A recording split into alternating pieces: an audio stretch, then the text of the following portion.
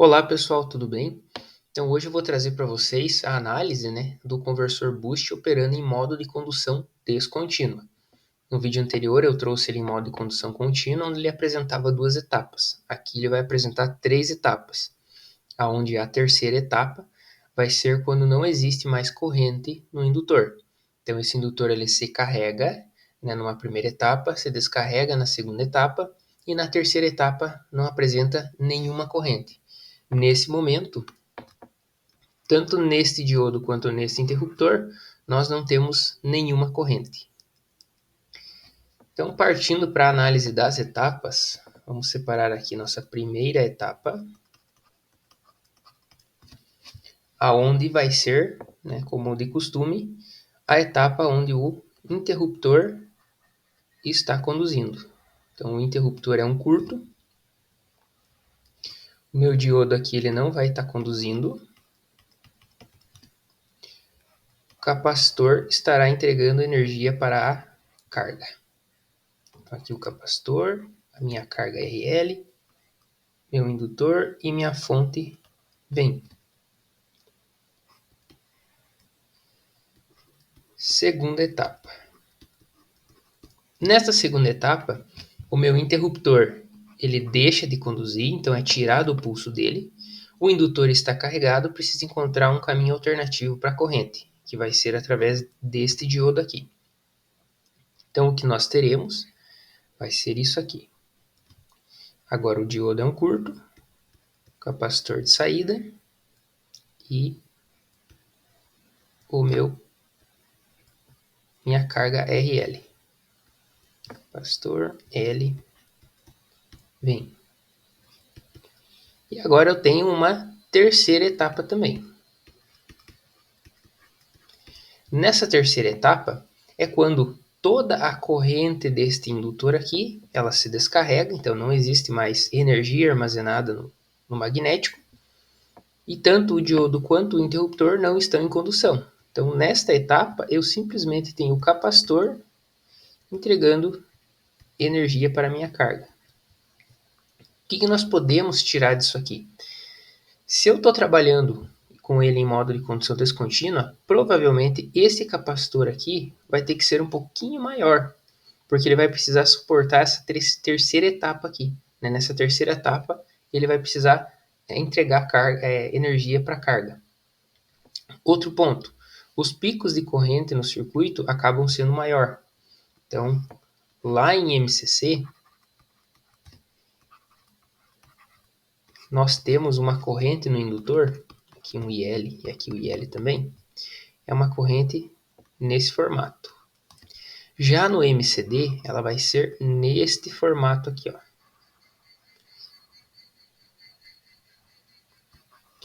E o valor médio, tanto em MCC quanto em MCD para a mesma potência, se mantém constante, se mantém igual. Então, o pico de corrente em MCD acaba sendo maior.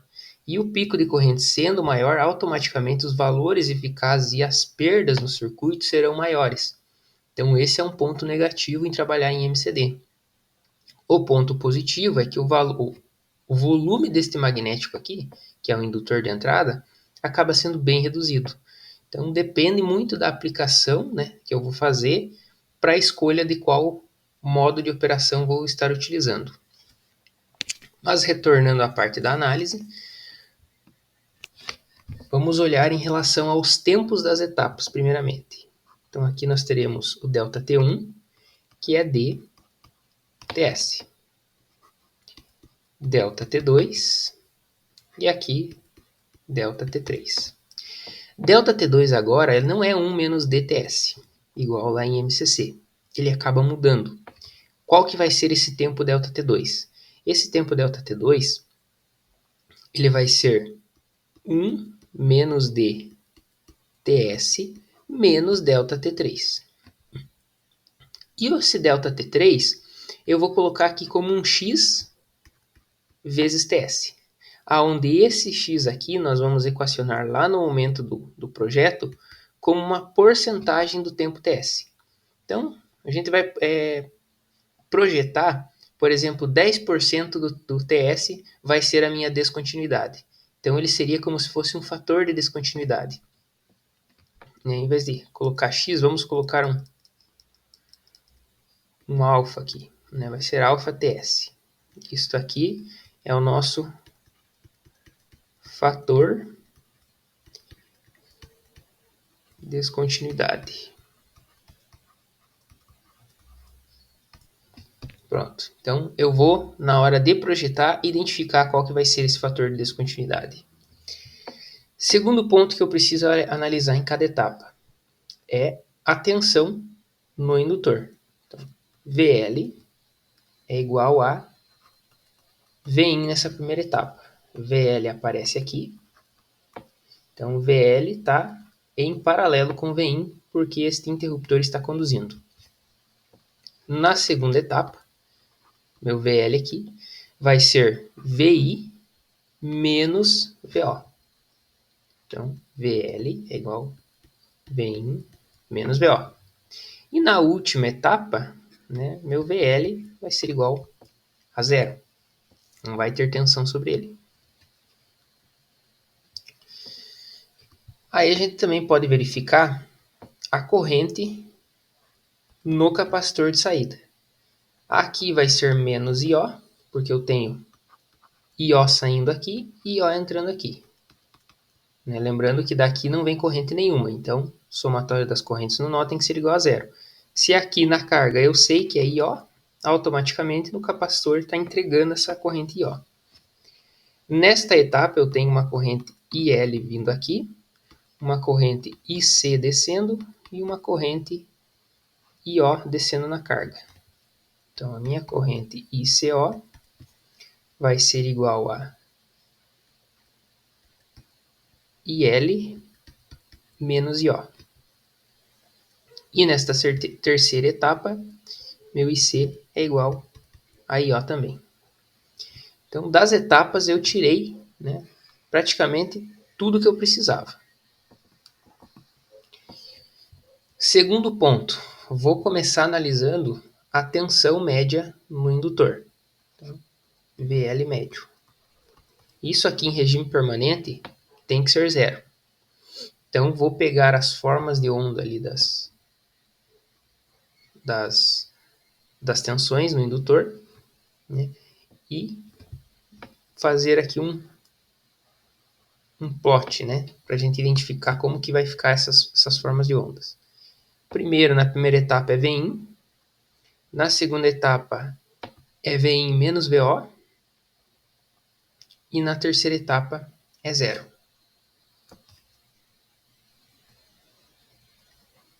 Então, nós teremos algo mais ou menos desse estilo aqui. Aqui Vin, aqui Vin menos VO, e ali na terceira etapa zero.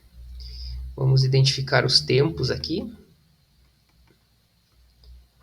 Delta T1, delta T2 e delta T3. Se eu sei que meu VL médio é zero, esta área aqui deve ser igual a essa área aqui. Então, né, calculando a área, vai ser Vin vezes dTs mais Vin menos VO 1 menos dTs menos alfa TS. Isso aqui tem que ser igual a zero. Disso aqui nós podemos tirar, né, tentar isolar o D para a gente achar a nossa razão cíclica. Então eu vou ter Vin dTs. Outra coisa que a gente já pode fazer, ó, temos dTs aqui, TS aqui e TS aqui. Então se eu dividir essa equação inteira por TS, inclusive o zero, né, TS, aqui tudo, por TS. Eu corto esses TS aqui. Então já tiro uma...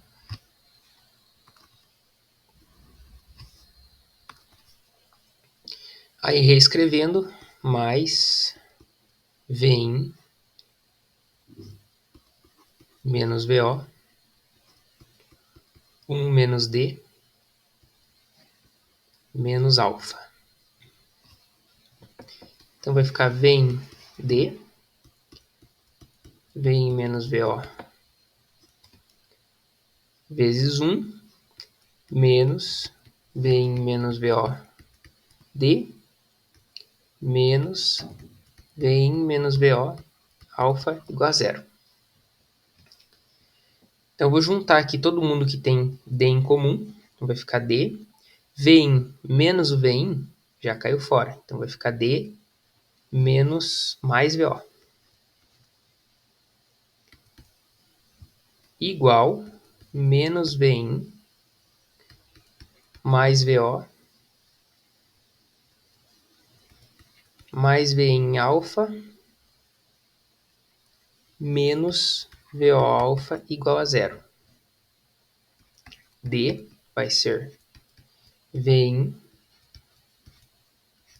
menos VO vezes menos 1 mais alfa, divididos por VO.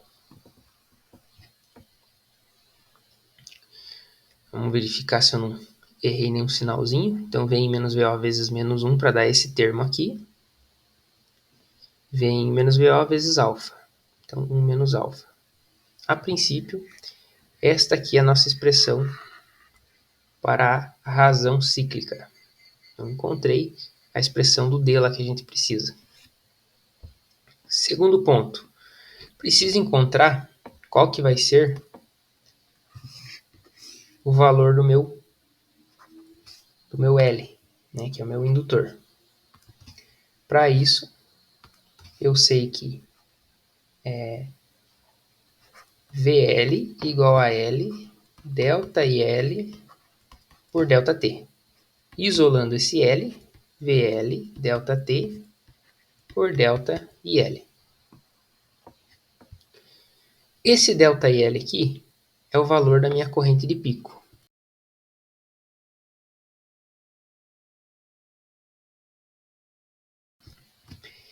Então, o meu indutor, ele vai ser VL, vamos identificar aqui na primeira etapa, o VL é Vin. Então, analisando pela primeira etapa, Vin dTs, que é o tempo da primeira etapa, pela corrente de pico. Então, encontrei uma expressão para a minha corrente de pico. O próximo passo é a gente encontrar esta corrente de pico aqui que eu ainda não conheço. Para isso, eu vou analisar a corrente no diodo média. Então, o diodo, ele conduz na segunda etapa. Isso significa que na primeira etapa a corrente dele é nula. Então, esta corrente sobe até o valor de pico na segunda etapa e descarrega. Nula até o fim da terceira etapa. Então, para a gente identificar os tempos aqui, isso aqui é delta T1, delta T2 e delta T3, né? Aqui. Se a gente parar para analisar lá nas etapas, o meu diodo que conduz nesta etapa aqui, então aqui fica o meu diodo, a corrente que passa por ele, a corrente média, isso em TS, obrigatoriamente é a corrente de saída. Por quê? Na primeira etapa não tem corrente vindo da entrada para a saída. Na terceira etapa também não. Então toda a corrente que vem, né, da fonte de entrada, ela é transmitida somente neste intervalo de tempo aqui, que é o tempo delta T2. Então a corrente média que passa por esse cara aqui em um intervalo TS é a própria corrente média de saída. Lógico, né? A corrente média no capacitor em regime permanente é nula. Então, esse capacitor aqui ele não está consumindo energia. Por isso que eu posso afirmar, né, que a corrente que passa pelo diodo é a corrente de saída. Então, fazendo essa afirmação, né, meu ID médio ele é igual ao IO. Só que se eu for analisar esta forma de onda que eu acabei de escrever aqui, meu ID médio, ele vai ser a corrente de pico Vamos identificar aqui, que aqui é a corrente de pico, divididos por 2, vezes ΔT2 por TS. Isso aqui, né, eu fiz esse valor médio através da área.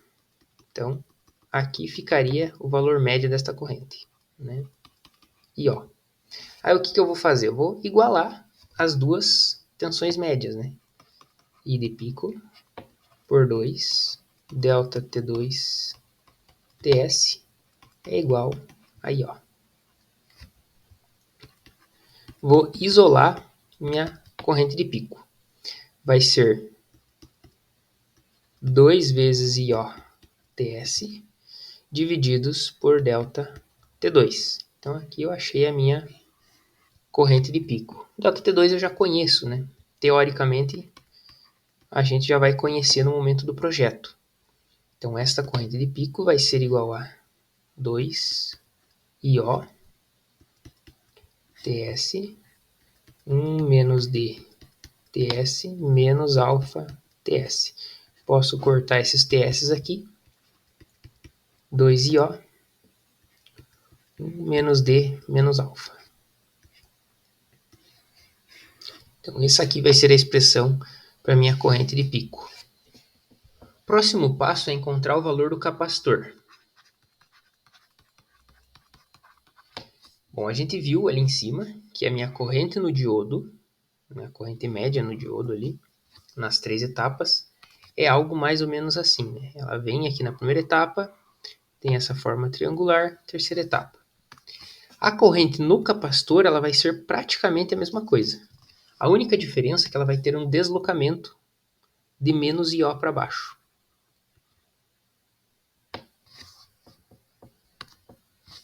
Então, se eu for equacionar esta equação, essa forma de onda aqui, né, eu posso dizer que ela é I de pico menos I de pico T delta T2 menos IO. Isso para esse intervalo de tempo aqui. Então, eu equacionei este intervalinho de tempo aqui, que é o momento onde ele recebe, no caso da etapa 2, né, recebe a corrente de pico, só que ele está deslocado em menos IO e decresce. Vamos ver o porquê que essa equação é válida. Então, no início, né, eu sei que isso aqui é I de pico menos IO e aqui é menos IO. No início da etapa, né, quando este T aqui é igual a zero, eu vou ter I de pico menos IO. Então, a minha equação no início aqui ela está validada. No final, isso aí tem que ser igual a menos IO. Então, quando o T for igual a delta T2, que é esse final aqui da etapa, eu vou ter isto aqui valendo exatamente I de pico. Então, I de pico menos I de pico fica zero. E sobra somente o IO. Então, as duas extremidades estão corretas. Este termo aqui, ele vai fazer com que a minha corrente vá decrescendo linearmente até chegar no menos IO. Então, esta expressão aqui ela é válida para descrever a corrente na segunda etapa. Então, isso aqui, segunda etapa. Somente na segunda etapa. Qual que é o próximo passo? A corrente, a expressão para encontrar o capacitor, ela deriva disso aqui, ó. A corrente média é igual a C delta VC por delta T. Este IC aqui vai ser o IC que eu vou calcular deste período aqui. Percebam que ó, ele não vai até delta T2, ele acaba um pouquinho antes. Então eu preciso verificar quando que esta expressão aqui para a corrente IC seja igual a zero. I de pico menos I de pico T delta T2 menos IO. Aí eu preciso isolar esse T da expressão e encontrar, né, qual vai ser o valor desse T quando a corrente tocar zero. Então o meu tempo ele vai ser corrente de saída menos corrente de pico, divididos por menos I de pico, isto aqui, delta T2. Né? Somente isolei o T da expressão de cima ali. Esse I de pico vai passar para lá negativo, este IO vai passar para lá positivo, então forma esse primeiro termo aqui que eu encontrei. O delta T2 passa multiplicando e o menos I de pico vai passar dividindo. Então, esse aqui é o tempo, né, onde a minha corrente do capacitor toca zero, né, chega em zero. Próxima etapa é calcular o IC médio nesse tempo. Então, vai ser 1 sobre T, integral de 0 até T, desta expressão ali. I de pico menos I de pico T delta T2 menos IO dt. Então, IC médio, neste intervalo aqui T, ele vai ser 1 sobre T vezes I de pico T menos I de pico T quadrado por 2 delta T2 menos IOT. Aqui eu já estou fazendo substituindo tudo, né? Porque eu vou fazer a integral, vai ficar I de pico T, a integral desse termo fica I de pico T quadrado por 2TS, e aqui fica menos IOT. Como aqui fica o próprio T, né, eu avalio neste limite e depois venho no limite, menos o limite inferior. Só que tudo isso vezes zero vai acabar sendo zero. Então, meu IC médio vai ficar, este T aqui vai passar dividindo todos os termos. Então, vai ficar I de pico menos I de pico T por 2 delta T2 menos IO. Este aqui vai ser o meu valor médio. Esse é médio. Agora eu posso colocar naquela expressão ali. IC médio, C, delta VC, delta T. Substituindo C, isolando C, eu vou ter IC médio vezes o delta T. Qual que é o delta T? É o T que eu calculei. Dividido por delta VC. Então, isso aqui vai ficar I de pico menos I de pico T menos IO. Opa. Este termo aqui é dividido por 2 delta T2. Então, isso aqui é meu IC médio vezes o T. Vamos ver o T aqui, qual que é o valor dele. IO menos I de pico delta T2. IO menos I de pico delta T2 divididos por menos I de pico. Tudo isso aqui divididos por delta VC. Então, essa expressão aqui grande é para me encontrar o valor do meu capacitor. Bom, pessoal, então para não ficar muito extenso e repetitivo, eu acabei dando uma pausa aqui e fazendo a simplificação. Né? Através da simplificação, a gente chega nesta expressão aqui para o nosso capacitor. A próxima etapa, então, é a gente encontrar nossos esforços. Né? Esforços. Primeiro, ID médio. Bom, a gente já viu que o ID médio é o próprio IO. Agora, o ID eficaz. Então, a corrente no meu diodo, a forma de onda, a gente já viu que é isso aqui.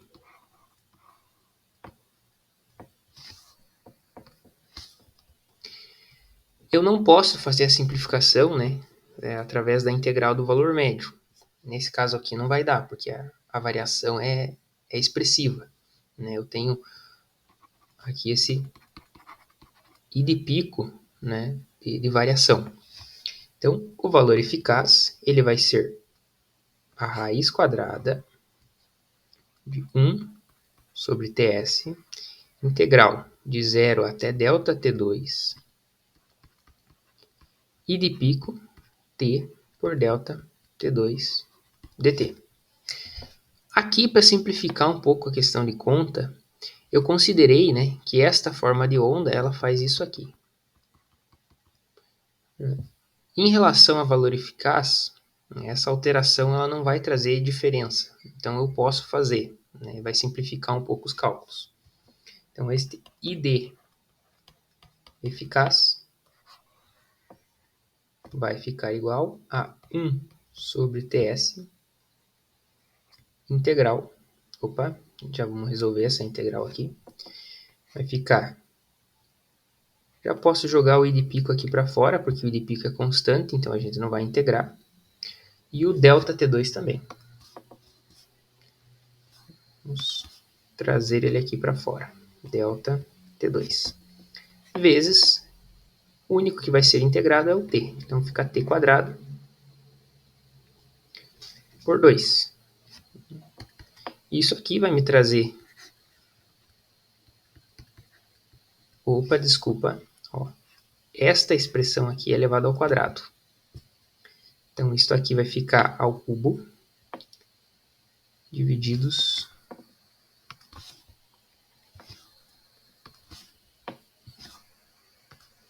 isso aqui, divididos por 3. Este I de pico é ao quadrado, e isto aqui é ao quadrado também. Então, vai ficar I de pico ao quadrado por Ts delta T2 ao quadrado também, vezes este T vai ficar delta T2 ao cubo por 3. Então, I de pico sai para fora, delta T2 por enquanto não, a gente vai utilizar ele para simplificar, raiz quadrada de... Este quadrado vai cortar com esse cubo, vai ficar somente ΔT2. ΔT2, 3Ts. Então, esta aqui vai ser a nossa expressão do valor médio da corrente no interruptor. Desculpa, no diodo. Para o interruptor, o meu IS médio é igual à corrente de entrada. Se eu fizer a consideração de que PO é igual a Pin, a corrente de entrada vai ser a potência, potência de saída, pela tensão de entrada. Então aqui eu sei qual que é o valor médio desta corrente. A expressão, ou melhor, a forma de onda da corrente no interruptor, ela é dada dessa forma aqui. Na primeira etapa conduz e depois não apresenta nenhuma corrente. A forma de onda é exatamente idêntica a que eu obtive aqui para o diodo.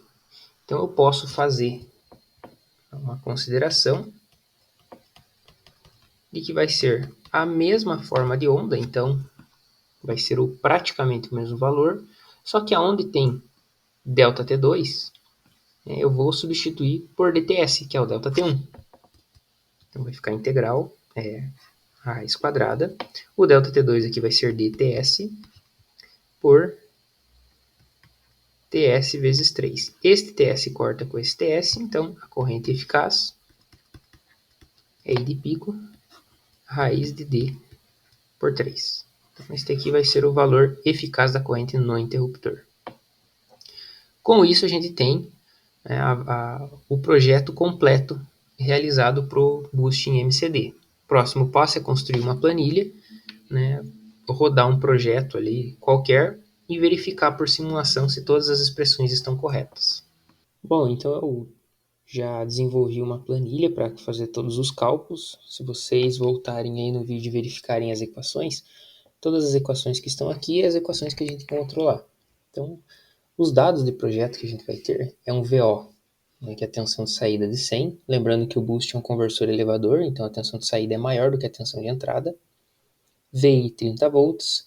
Trabalhar com uma frequência ali de 50 kHz. Aí ele calcula qual que é o tempo TS.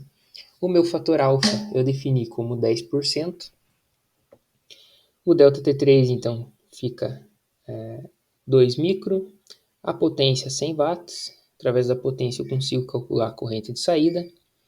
E a resistência necessária, né, através do VO por IO, para mim conseguir esta potência que eu desejo.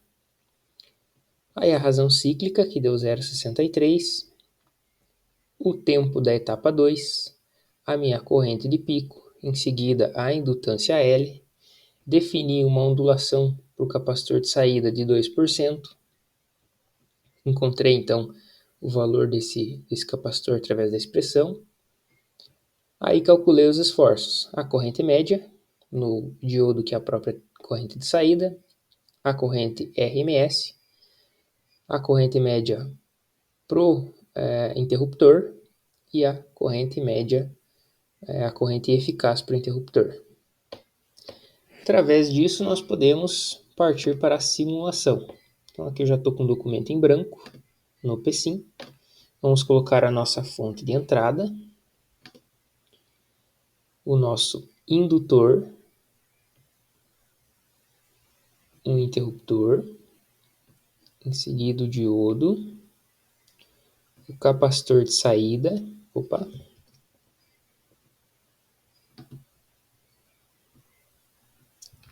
e a nossa carga.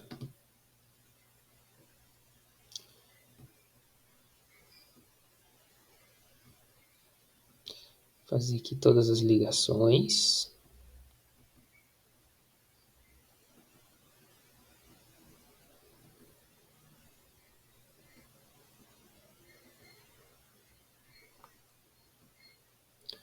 Pronto, vou colocar um referencial aqui. Esse ponto vai ser meu ponto de terra. E vou começar a colocar os valores dos componentes. A minha resistência é uma resistência de 100, pela tabela que eu calculei. O meu capacitor de saída é 7.482 micro. Então, 7.482 micro. Lembrando que eu preciso usar ponto aqui no PSIM. E o meu indutor, ele ficou em 51.03 micro. Então, 51.03 micro. A tensão de entrada é 30 volts e a saída tem que dar 100. Vou colocar o pulso aqui no meu interruptor. Então aqui vou configurar para 50 kHz. Lembrando que eu preciso manter esse zero aqui no começo, né? Porque o meu pulso ele vai de 0 até 0.63 vezes 360. Isso, 0,63. Tudo configurado, preciso configurar minha simulação. Vou colocar aqui um tempo de o passo de cálculo. 1 micro já é o suficiente. Tempo total 0.1, né? Vai rodar por 100 mil. Posso fechar, rodar a simulação.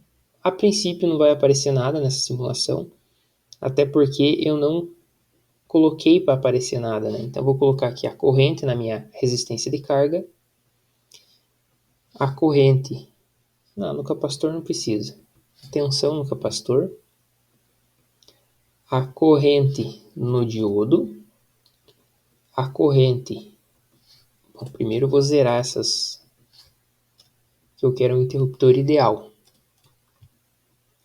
Então esta corrente aqui do interruptor eu também quero ver, e a corrente no indutor. Pronto, então posso rodar a simulação. Primeira coisa, eu vou verificar se a minha tensão de saída está naquilo que eu calculei. Dá um zoom aqui.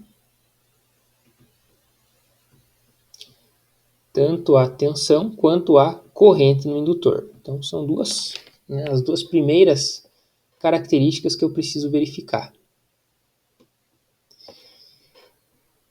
Vamos tentar medir o valor médio desses valores. Preciso posicionar aqui os cursores exatamente no mesmo ponto.